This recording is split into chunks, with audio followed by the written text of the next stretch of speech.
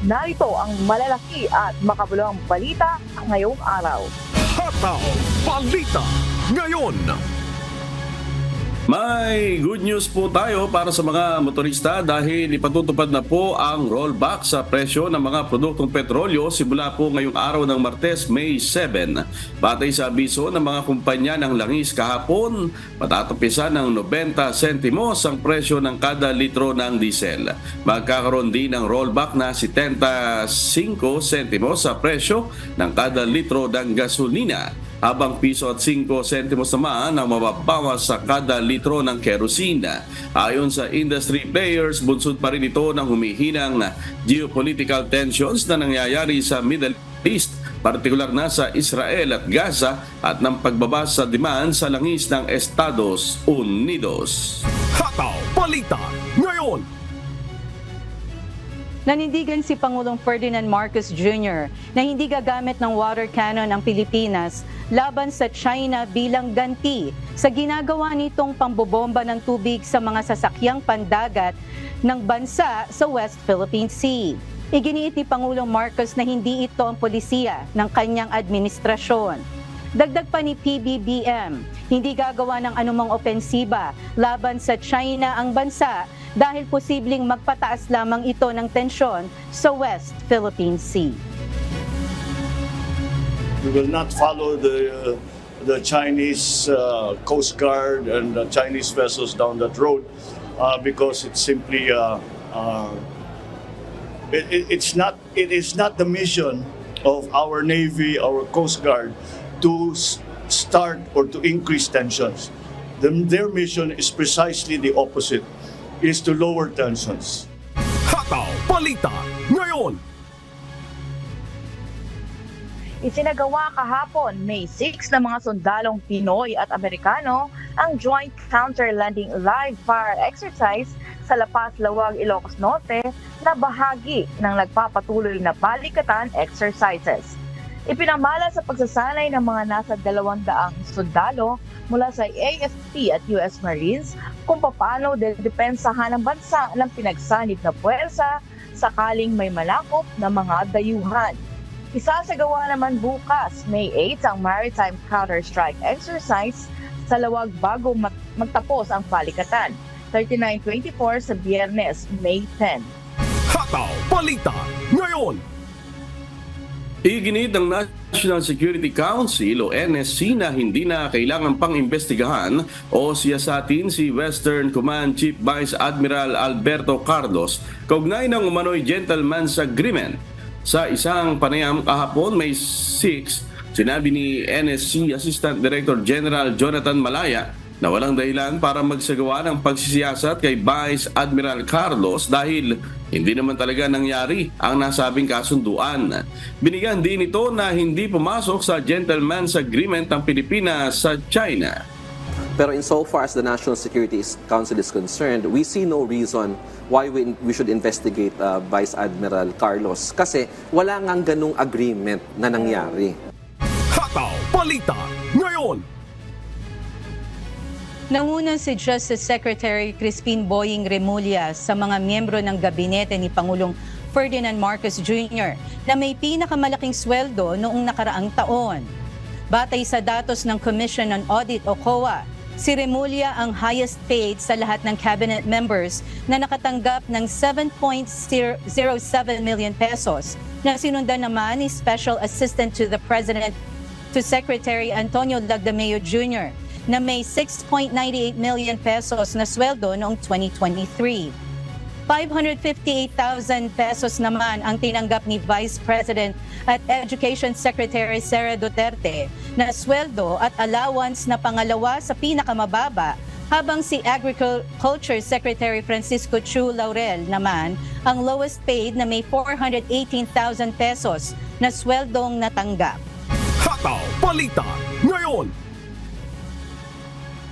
Idineklara na kahapon, May 6, ni Batangas Governor Herminlando Magalas na no man's land na ang Taal Volcano Island kasunod ng mga naitalang grass fires sa paligid nito noong nakaraang linggo. Ginawa ng gobernador ang desisyon bunsod sa nangyaring pagkasunog ng mga bahagi ng isla na na-monitor sa video ng Philippine Institute of Volcanology and Seismology of PHIVOLCS Agoncillo Observation Station, kung saan kita ang lawak lang na pinsala ng wildfire. Tiniyak naman ni Governor Mandanas na mananatiling nakahanda ang Provincial Social Welfare Development Office at Provincial Disaster Risk Reduction and Management Office para umasiste sa mga residente sa mga posibleng mangyari sa hinaharap.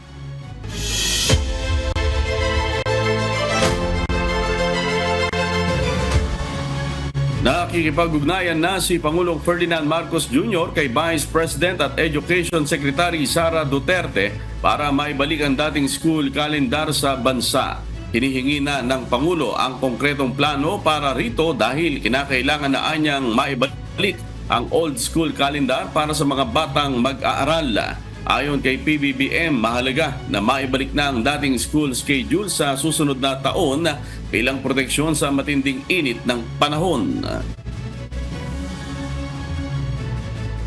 Especially with the El Nino being what it is. Every day, you turn on the news, F2F classes are cancelled, F2F classes have been postponed, etc.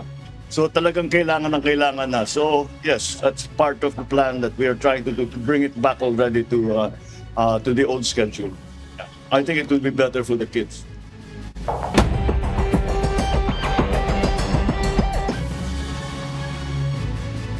Ibinilang na sa drug-cleared list ng Region 10 Oversight Committee on Barangay Drug Clearing ang 19 na barangay sa Northern Mindanao. Batay sa datos na inilabas kahapon ng komite, 8 sa drug-cleared barangays ay nagmula sa Bukidnon Province, 8 sa Misamis Oriental, tig-1 barangay sa lalawigan ng Lanao del Norte at Misamis Oriental at isa rin sa Cagayan de Oro City. Hinimok naman ni Police Regional Office 10 Director Brigadier General Ricardo Layug Jr. ang mga residente na patuloy na makipagtulungan para maabot ang drug-free na bagong Pilipinas. Hataw Balita ngayon. Pinagkalooban na ng tulong ng Department of Social Welfare and Development o DSWD ang 17 pamilyang nasunugan sa siyudad ng Masbate nitong araw ng Martes, May 2. Si Jerry Galicia, humahataw! Hataw Balita ngayon. Tumanggap ng tulong pinansyal mula sa Department of Social Welfare and Development o DSWD ang 17 pamilyang biktima na nangyaring sunog sa siyudad ng Masbate nitong araw ng Martes, May 2. Sa ilalim ng Assistance to Individuals in Crisis Situations o AICS program ng DSWD, pinagkalooban ng 10,000 piso ang 15 pamilya na totally damaged ang mga bahay at 5,000 piso naman sa 2 pamilya na partially damaged ang mga bahay. Mula sa Barangay Bapor ang mga pamilya na nasunugan ng mga bahay na pawang gawa sa light materials. Bukod pa ang 128,772 pesos na food at non-food items na naipamahagi na ng DSWD pagkatapos ng nangyaring sunog sa lugar. Kasama rin na ipinamahagi ang family food packs at set ng non-food relief items kabilang ang sleeping kits, hygiene kits, kitchen kits at 10 meters na laminated sacks. Ayon kay DSWD Bicol Regional Director Norman Laurio, ang ahensya ay nananatiling nakatuon ang paglalaan ng napapanahon at epektibong tulong sa mga apektadong pamilya sa panahon ng kalamidad at sakuna. Jerry Galicia, humahataw sa Balita Ngayon. Hataw Balita ngayon. Hindi alintana ang matinding init sa bayanihang ipinakita ng mga residente sa nangyaring sunog sa isang residential area sa Barangay Moonwalk, Parañaque noong Sabado, May 4. Makikita sa video na kahit tirik ang araw, timba-timbang tubig ang pinagtulungan na hakutin ng mga kalalakihan sa lugar upang makatulong sa bumbero at maisalba ang kanilang mga nasusunog na bahay. Ayon sa Bureau of Fire Protection o BFP, nagumpisa ang sunog pasado 1:30 ng hapon at umabot sa third alarm bandang 2:04 ng hapon. Napula ang sunog pasado 9:00 ng gabi kung saan 2 ang naiulat na nasaktan sa insidente. Muling nagpapaalala ang mga otoridad na iba yung pag-iingat pa rin ang ipairal sa komunidad, lalo na ngayong nananatili ang El Nino phenomenon.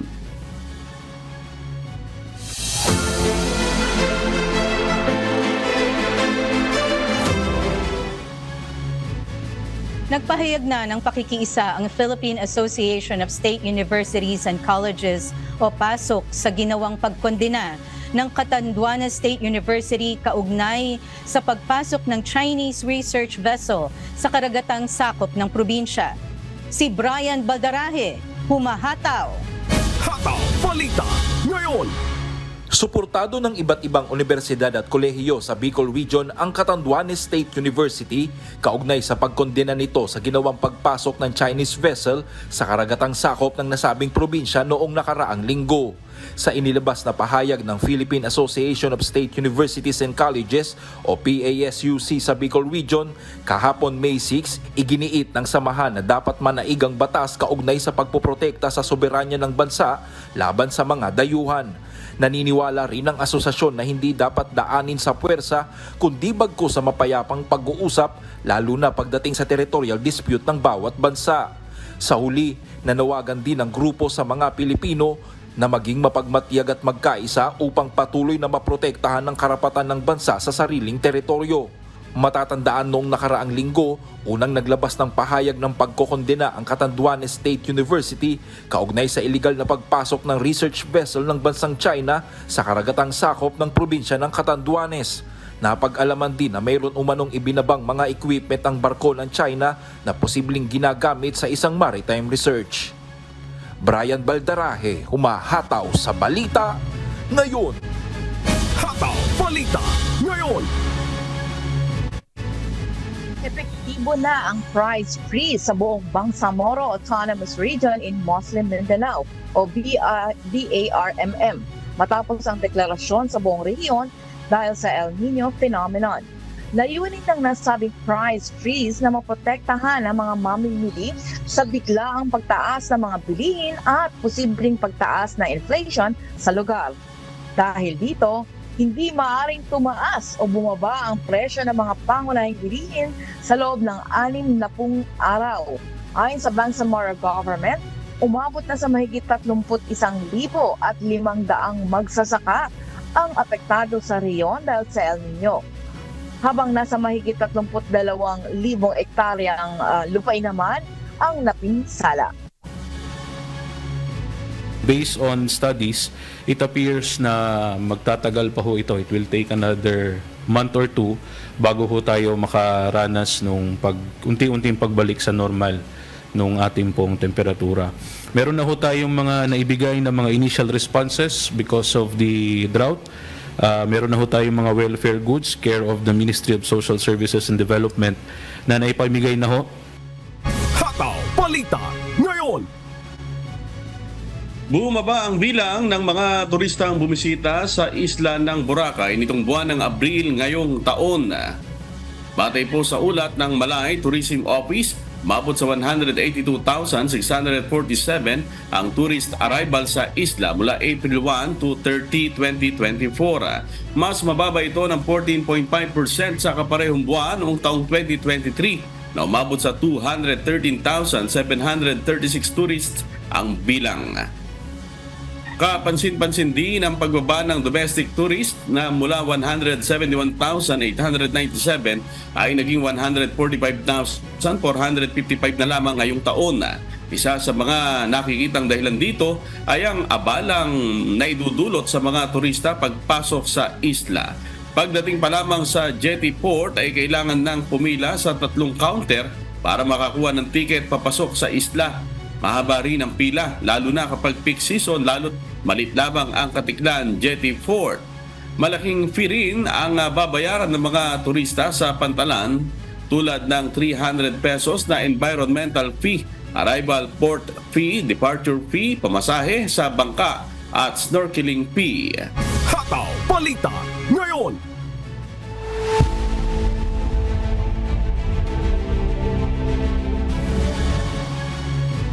Inakusahan ng isang United Nations official ang Israel na hinaharangan umano nito ang paghahatid ng humanitarian aid patungong Gaza.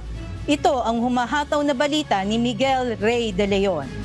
Hataw Balita Ngayon. Noong linggo, May 5, inakusahan ni Philip Lazzarini, Commissioner General ng United Nations Relief and Works Agency for Palestine Refugees o UNRWA, ang Israel ng paghaharang sa humanitarian aid.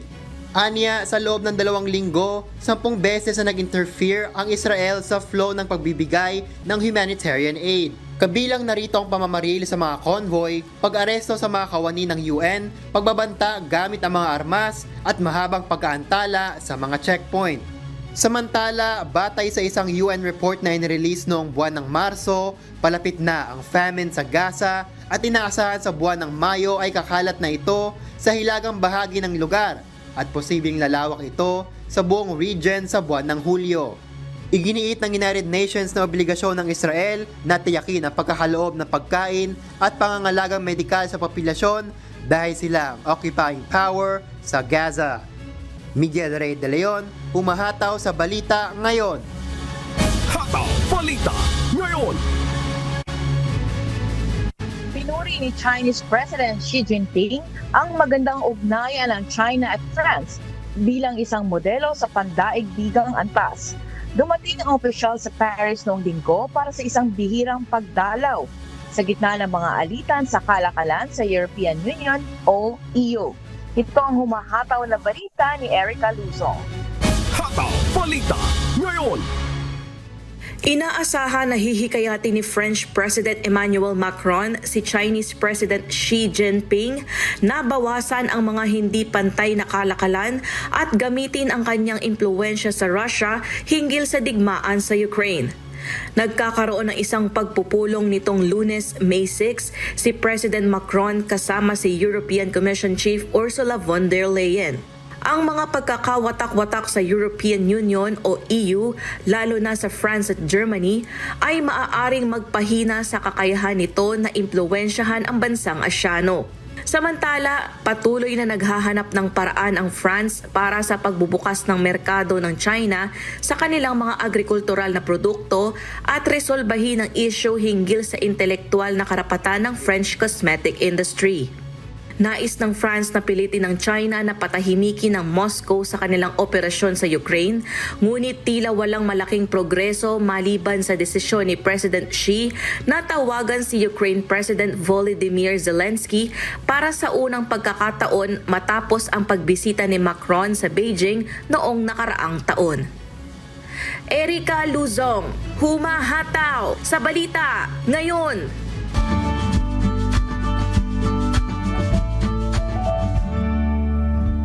Alamin ang magiging lagay ng panahon sa iba't ibang bahagi ng bansa ngayong araw ng Martes. Panoorin po natin ang update mula sa Philippine Weather Bureau, Pag-asa.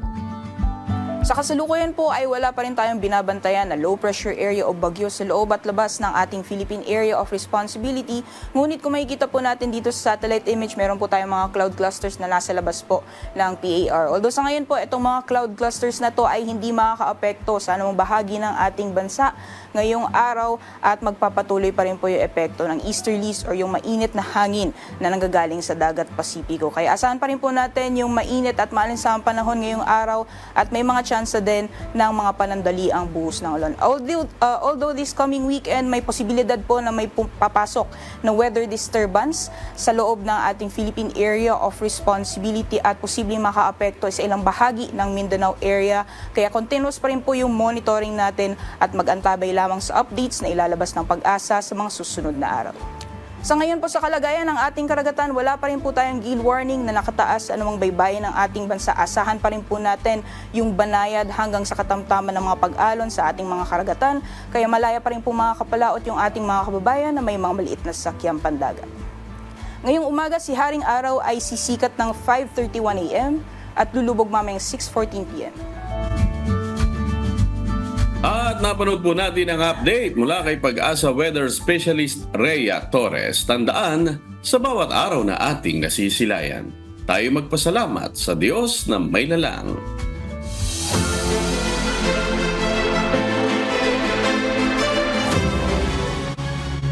Pumalo sa 40 hanggang 45 degrees Celsius ang temperatura o heat index sa 20 bayan at 4 na syudad sa Bulacan.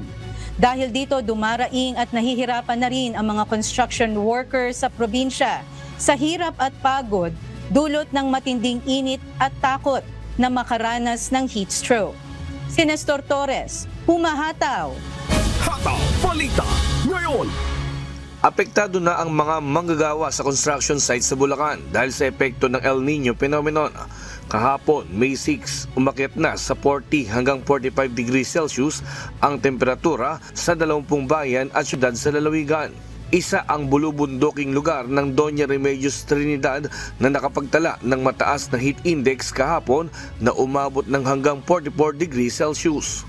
Ayon sa mga construction worker, ibig man nilang magpalit ng trabaho, kaya lang di naman sila matanggap dahil sanay sila sa construction.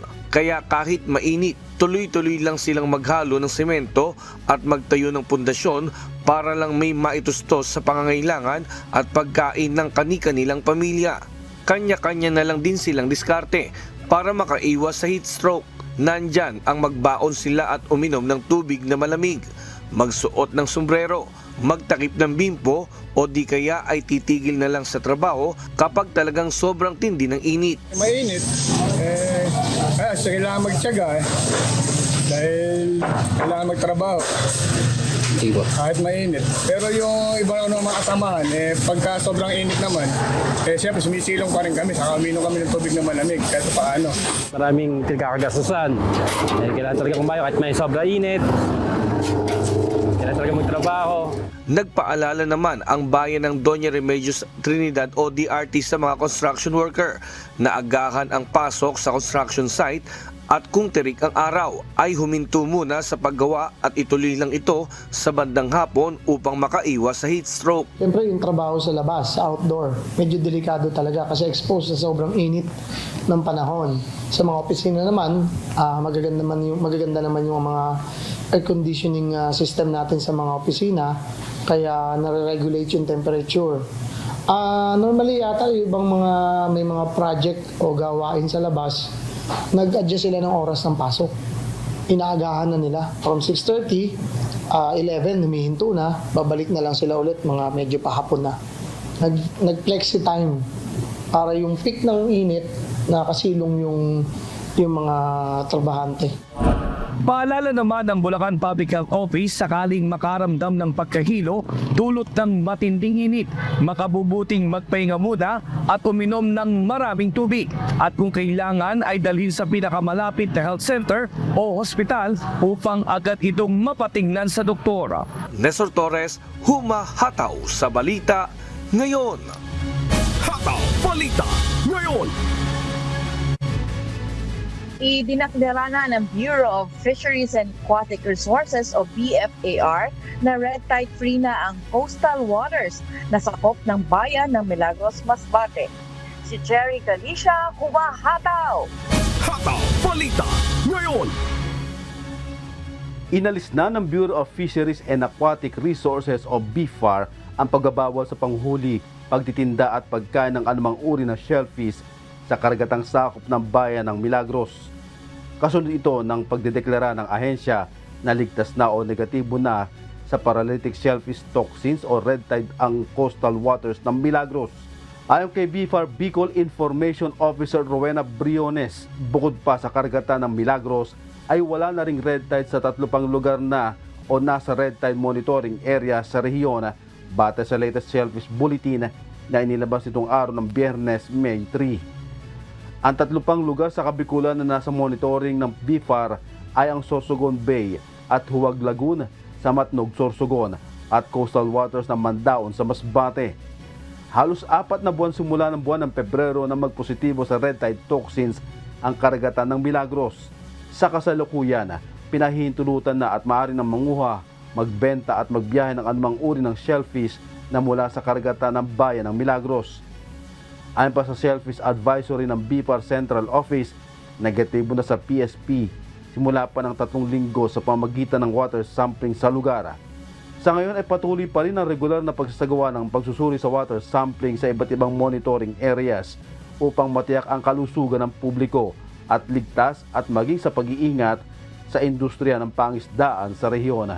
Jerry Galicia, humahataw sa Balita Ngayon. Hataw Balita Ngayon.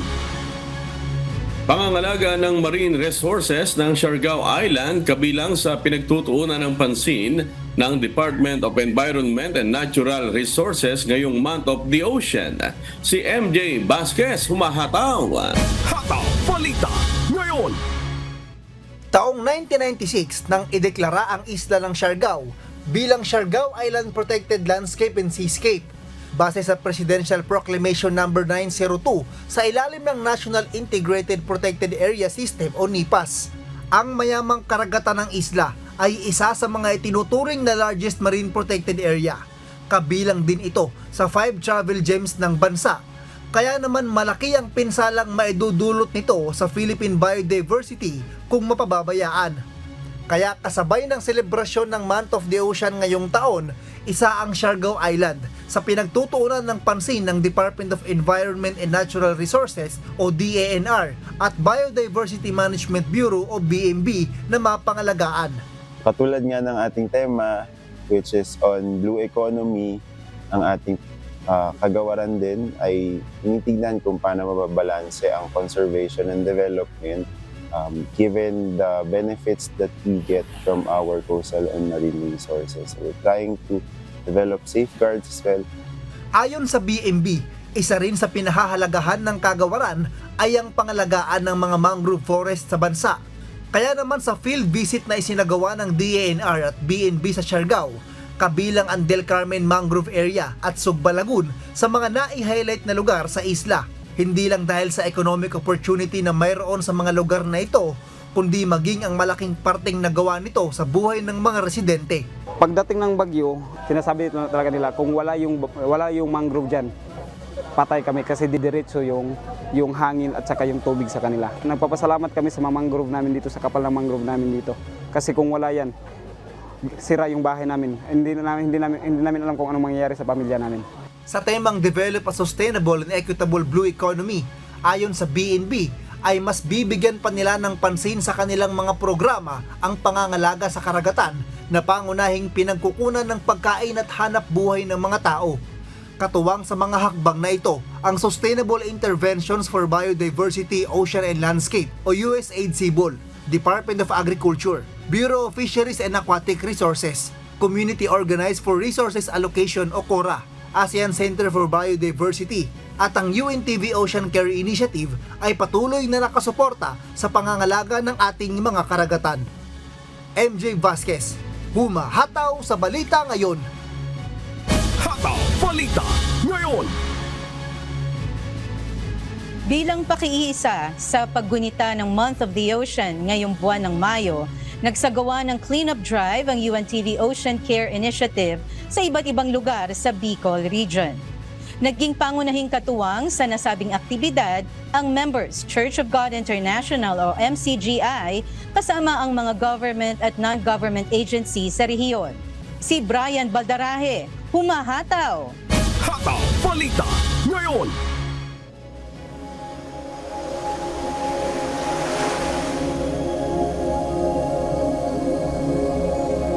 Hanggang ngayon, problema pa rin ng maraming mga lugar sa bansa ang pagdami ng mga waterways sa mga karagatan.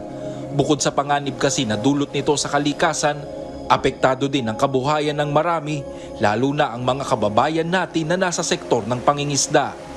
Gaya na lamang ng mangingisda na si Mang Rafael. Kwento niya, halos wala na silang mahuling isda sa gilid dahil sa mga basura. Kaya naman kailangan pa nilang lumayo pa sa paglalaot para lamang makahuli. Si Mang Rodelio naman ay hindi maitago ang sama ng loob dahil alam niya na kaya lumalaki ang problema sa basura ay bunga rin ng kapabayaan ng ilan nating mga kababayan. Talagang masama dahil iniisip ko nung bata pa ako, dyan ako nagkakawil, dyan ako naliligo. Ngayon may kadumihan na, hindi ka na pwede basta-basta maligo, makati ng maigi. Baka pag lumubog ka dyan, pag lumutang ka, nasa ulo mo basura. Pag nagkawil ka, masasabitan ng kawil yung basura. Ano pa naman ang dadaming isda dyan? Walang disiplina ang tao. Dapat, kung hindi kaya disiplinahin ng gobyerno, tao lang magdisiplina sa sarili, kaya lang wala ay. Pag lumalabas kami dyan ng madaling araw, dahil nandyan ang bangka namin, makikita namin dyan, sako-sakong basura binubuo sa tulay. Aminado ang mga lokal na pamahalaan na isa sa malaking hamon sa kanilang opisina ay ang pagresolba sa problema sa basura, lalo na ang mga water waste. Kaya naman napakahalaga na mayroong mga grupo na patuloy na nagsasagawa ng mga hakbanging magbibigay solusyon sa nasabing problema. Napakahalaga nun dahil nakikita pa rin natin na may mga tao pa rin talaga na concern. At ang concern lalo na sa environment, hindi mo lang makikita yan na dapat concern ka lang sa bayan mo. 'Di ba? Kasi kung talagang concern ka, kumbaga lumalabas yan sa iyo mismo. Talagang malaking tulong po sila para sa amin kasi nga kahit araw-arawin po namin yung basura, talagang ganun at ganun pa rin po, pabalik-balik lang po siya. So malaking tulong po na meron po kami nakakatuwang para po sa paglilinis ng Mangrove Park. Noong Biyernes, May 3, sabay-sabay na nagsagawa ng cleanup drive ang UNCV Use Ocean Care Initiative sa 6 na probinsya sa Bicol Region. Bahagi ang naturang aktibidad ng paggunita ng Month of the Ocean ngayong buwan ng Mayo. Sa Camarines Sur, pinagtulungan linisin ng mga miyembro ng MCGI Camarines Sur Chapter kasama ang mga kawani ng DENR at Bread Society ang estero ng Rinaga sa Barangay Santa Cruz sa bayan ng Bato. Malaking tulong po yun sa waste management. Kasi unang-una, yung hindi kaya ng barangay, ng constituent, meron kayong teamwork na nyo yung ganitong event, cleanup drive. Sa Masbate at Sorsogon, mga mangrove area naman ang nilinis ng mga volunteers mula MCGI, UNTV, katuwang ang PNP at mga miyembro ng Bread Society International, kabilang na ang 3 coastal barangay sa Albay, Catanduanes at Camarines Norte. Nagpapasalamat po kami sa inyong partisipasyon sa pagpreserba ng ating kalikasan. Kung ito'y gagawin nating regular, hindi lang po sa inyong grupo, pati na po sa ibang grupo dito sa Legazpi City or sa ibang mga karatig lalawigan or lungsod, ito'y napakalaking tulong. Malaking tulong kasi tingnan mo naman ang nangyayari dito sa ang daming kalat. Kung magkakaroon sana sa pagkakataon na yung UNTV sana maulit ng ganitong activities. Ayon sa trash audit ng UNTV Ocean Care Initiative, sa kabuuan, aabot sa mahigit na 13 tonelada o katumbas ng mahigit 500 sako ng iba't ibang basura ang nakolekta sa naturang mga lugar. Pinakamarami sa listahan ng basura ay ang mga bottled water at single-use plastic. Isang napakalaking bagay po na makatulong po sa mga ganitong klaseng gawain.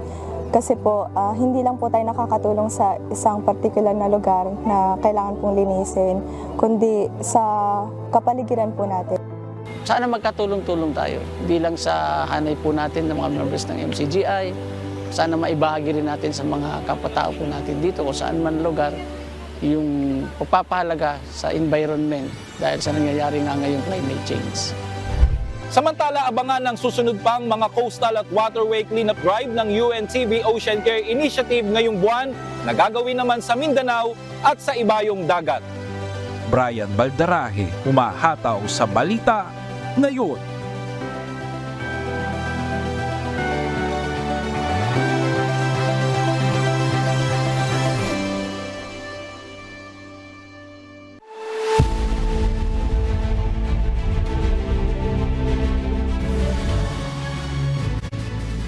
Walang magandang development na nangyari sa Roundtable Gaza Truce Talk sa Cairo, Egypt, matapos hindi magkasundo ang Israel at Hamas sa kondisyon na nakasaad sa kasunduan.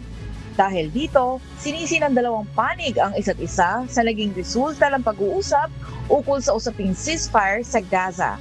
Mula sa Los Angeles, USA, may humahataw na balita si Klein Singka, live. Hataw Balita ngayon!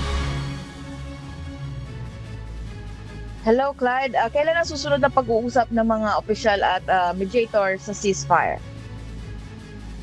America, balak bumalik ng Hamas sa Egypt ngayong Martes, May 7, upang ipagpatuloy ang nasimulang usaping pangkapayapaan na halos malapit na bumagsak. bagamat nanatiling deadlock ang dalawang panig sa issue ng pagwawakas ng digmaan, nagbigay ang Israel ng paunang pagsang-ayon sa mga tuntunin kasama ang pagbabalik ng nasa 20 to 33 hostages kapalit ng pagpapalaya ng daan-daang Palestinian prisoners at ceasefire sa loob ng ilang linggo. At habang Israel ay nagpapakita ng pagpayag, gayon man ay nananatiling nakabaon sa sukdulang posisyon nito ang Hamas, bagay na hindi matatanggap na Israel kung kaya't nauwi sa hindi magandang resulta ang pag-uusap. Samantala, tumungo ng Doha, Qatar si US CIA Director William Burns para sa isang emergency meeting kasama ang Prime Minister ng Qatar sa layuning mahikaya at mapuwersa ang Israel at Hamas upang may pagpatuloy ang negosasyon. Balik sa iyo, Mary Jo. Umaasa Klein ng pagkakasundo, pero sakaling hindi pa rin magkasundo ang dalawa sa kondisyon at ano naman ang hakbang na gagawin ng Israel, Klein?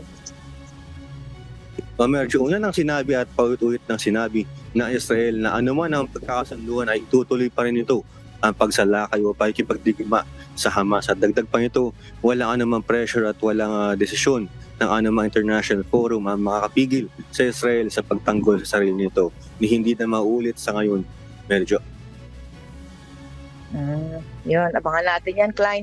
Salamat, Klein Singka, mula dyan sa Los Angeles, USA. Hataw Balita ngayon. Nagsimula ng wildfire season sa Canada kaya naghahanda na rin ang mga otoridad sa posibleng maging epekto nito sa mga residente. Tinatayang mas nakapipinsala ito kumpara sa nakaraang taon na. Mula sa Edmonton, Canada, may humahataw na balita si Charles Corpus live. Hataw Balita ngayon. Charles, gaano ba kalaki ang pinsala ng wildfires noong nakaraang taon? Yes, Sherwin, nasa 18.5 milyong ektarya ng lupa ang nasunog noong 2023 sa wildfires sa Canada. Inaasahan na mas matindi ang magiging pinsala ngayong taon dahil sa kakulangan ng snow at ulan sa rehiyon. Dahil dito, tumaas ang pangailangan ng bagong community initiatives at provincial programs sa ilang probinsya sa kanlurang bahagi ng bansa. Mayroon na rin mga paglikas sa Northwestern Peace Region ng Alberta at sa First Nation malapit sa Cold Lake Alta. Sa ngayon, may 40 aktibong wildfires sa Alberta, kabilang ang mga galing pa noong nakaraang taon. Nasa 1.8 milyong hektarya ng lupa ang napinsala ng 2023 sa Alberta, kaya nag-anunsyo na mas maagang simula ng fire season ang probinsya. Nagbaba rin ito ng fire restrictions sa mga pampublikong lupa sa lugar at nagtabi ng $19 million na pondo para sa Community Preparedness Initiative. Nasa $2 billion din ang contingency fund ng Alberta at inaasahang gagastos ng $55 million ngayong taon para masugpo ang wildfire. Nasa 183 wildfires naman ang mayroon sa British Columbia na sumasaklaw sa 2,307 hectares. Nag-anunsyo na rin ng burn ban ng probinsya sa susunod na 5 buwan. Nagkaroon na rin ng Wildfire Resiliency and Training Summit noong Abril para maghanda para sa fire season ngayong taon. Magbibigay din ng $100,000 ang Fire Smart BC para sa apektadong komunidad at nasa 2 naman aktibong wildfire sa Saskatchewan, ngunit nasa 101 na ang bilang ngayong taon. Plano ng probinsyang bumili ng 4 na repurposed na air tanker planes na may halagang $187 million. At nagkakampanya din ang Prince Albert Grand Council at Saskatchewan Public Safety Agency para mapigilan ng human-caused wildfire sa rehiyon. May ilang fire bans din sa probinsya para mapigilan ang pagsisimula ng ibang wildfire. Balik sa'yo, Sherwin. Yes, Charles, taon-taon na lang yung nararanasang wildfire dyan sa iba't ibang lugar sa Canada. Pero Charles, ano ba yung mga karaniwan o kadalasang nagiging sanhi? Bakit nagsisimula itong forest fires? Yes, Sherwin, kadalasan pag mga early season pa lang, 67% ng forest fires ay dulot ng mga tao. At tuwing summer naman, madalas ito ay dahil sa mga tama ng kidlat. Balik si Sherwin. Ayun, maraming salamat Charles Corpus mula sa Edmonton, Canada. Hataw Balita ngayon. Pinangangambahang magdudulot ng problema sa workforce ng maliliit na kumpanya sa Malaysia ang pagpapatupad ng flexible working hours. Ayon sa mga eksperto, bagaman may benepisyo ang naturang working arrangement, magiging mahirap ito para sa mga trabaho na interrelated sa isa't isa. Ito ang humahataw na balita ni Maya Barquez. Hataw Balita ngayon. Isang malaking hamon sa mga kumpanya sa Malaysia ang pagbibigay ng isang flexible working hours para sa kanilang mga empleyado, lalo na kung isang maliit na kumpanya lamang ito at halos interrelated ng trabaho. Ayon kay Human Resources expert Yusha Devi, mas magiging madaling trabaho kung magkakasabay na oras pumapasok ang mga empleyado. Isa rin umanong balakid sa pagkakaroon ng flexible working hours ang pagkakaroon ng isang negosyo na mayroong fixed operating hours gaya ng sa mga workshop. Ayon naman kay Malaysian Employers Federation President Syed Hussein Syed Usman, maaaring magdulot ng malaking problema ang pagkakaroon ng flexible schedules, lalo na kung trabaho ng bawat isa ay nangangailangan ng kolaborasyon ng bawat empleyado. Anya pa, bagaman marami ng teknolohiya gaya ng scheduling at communication apps para sa video conferencing, kailangan ng masusing pagpaplano at disiplina upang maging kapaki-pakinabang ito hindi lamang sa mga empleyado kundi maging sa employers. Iminungkahi rin ni Yusha na unti-unti nang pasimula ng mga kumpanya ang pagkakaroon ng flexible working hours na maaaring simula ng 8 a.m. at 10 a.m. at matatapos ng 4:30 at 6:30 p.m. Dagdag pa ni Yusha, maaaring payagan din ng mga empleyado na may shifting schedules na magtrabaho ng 4 na araw lamang sa isang linggo, subalit mas mahabang oras kada araw upang mapanatiling pareho ang total working hours ng mga ito. Nauna dito ay nanunsyo naman ni Human Resources Minister Steven Sin noong nakaraang buwan na maaaring mag-apply ang mga empleyado ng flexible working arrangements base sa oras, araw at lokasyon ng trabaho. At binibigyan naman hanggang 60 araw mga employers para payagan at kailangang bigay ng dahilan kung hindi naman ito papayagan. Maya Barquez, humahataw sa balita ngayon.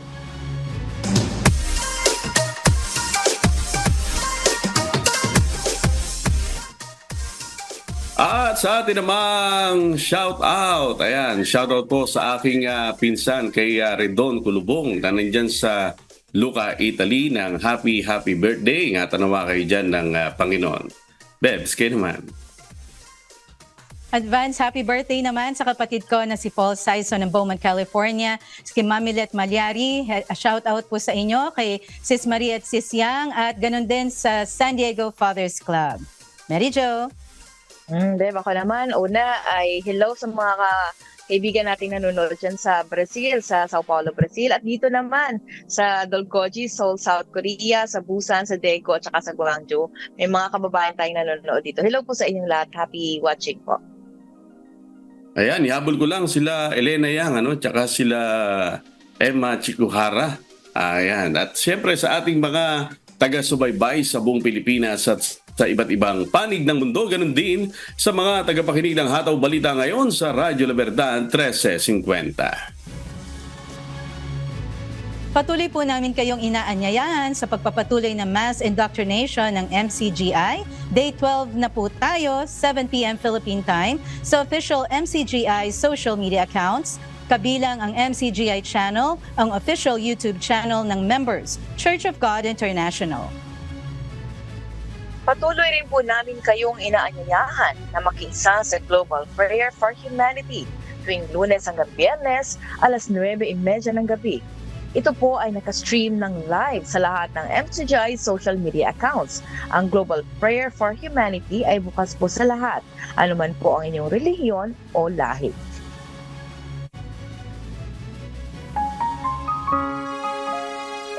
At sa aming ibabahaging mga salita ng Diyos na ating sandigan. Mula sa Awit Kapitulo 17, talatang 15.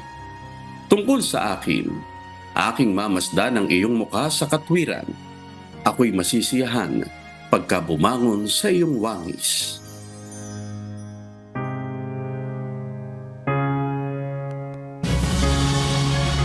At yan po mga humahataw na balita ngayong umaga ng Martes, ika-7 sa buwan ng Mayo 2024. Sa ngalan po ng lahat ng bumubuo ng UNTV News and Rescue, UNTV Radyo La Verdad 1350 at ang ating mga correspondent mula Luzon, Visayas at Mindanao. Mula po rito sa Pilipinas, ako po inyong amigo Sherwin Kulubong.